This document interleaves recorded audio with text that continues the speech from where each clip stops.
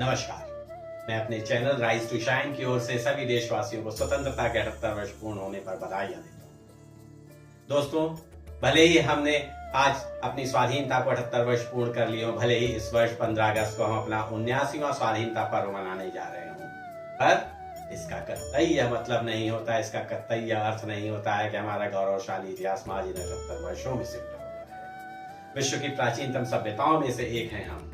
आज हमारा गौरवशाली इतिहास पूरे विश्व में चर्चा का केंद्र है। यह भारत भूमि वह पुण्य भूमि है जिसकी गोद में सभ्यताएं खेली है, पली बढ़ी है। हमने ही अंधकार में भटकती हुई मानवता को ज्ञान का प्रकाश दिया और विश्व गुरु कहलाए। भारत मां, हमारी भारत मां वह है जिनकी आंचल के शीतल छांव में सभी धर्म पोषित है। यूं तो किसी भी देश का भूगोल उसकी सीमाओं का निर्धारण करता है, पर हमारे भारत की तो बात ही निराली है।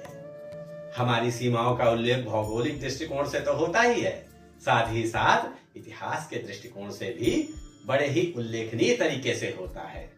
जब कभी जिक्र होता है हमारे देश का, उसकी भौगोलिक सीमाओं को लेकर, तो हम गर्व से कहते हैं कि धरा का वह पवित्र भूभाग जिसके दक्षिण में उसके पैरों को हिंद महासागर पखारता है, तो जिसके उत्तर में उसके मस्तक पर स्वयं पर्वतराज हिमालय मुकुट बन विराजते हैं, जिसकी पूर्वी भूमि पर रॉयल बंगाल टाइगर्स पैदा होते हैं, तो जिसकी पश्चिमी भूमि पर गिर के जंगलों से सिंध की जो दहाड़ उठती है वह पूरे विश्व में व्याप्त हो जाती है।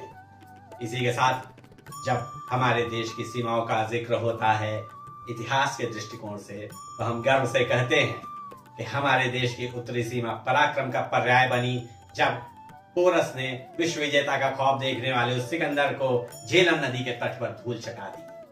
हमारे देश की दक्षिणी सीमा आस्था और वास्तु का अनूठा कला केंद्र बनी, जब चोल वंश और ऐसे कई राजवंशों ने दक्षिण में गगनचुंबी वो इमारतें मंदिर के रूप में स्थापित की जिन्हें आज भी पूरा विश्व देखकर दांतों तले उंगलियां दबा लेता है।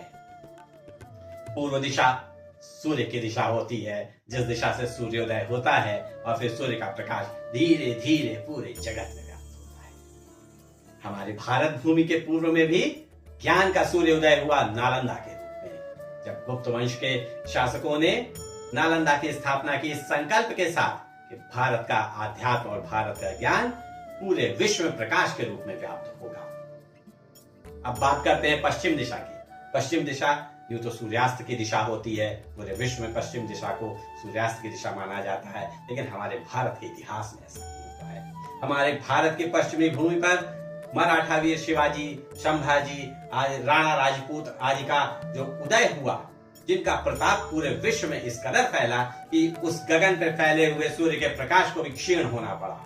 यह है हमारे भारत की ऐतिहासिक सीमा। समूचे विश्व में क्या कोई ऐसा दूसरा देश है जिसकी दीवारें, जिसकी सीमाएं आस्था, धर्म, ज्ञान विज्ञान और पराक्रम द्वारा सुदृढ़ीकृत की गई हो?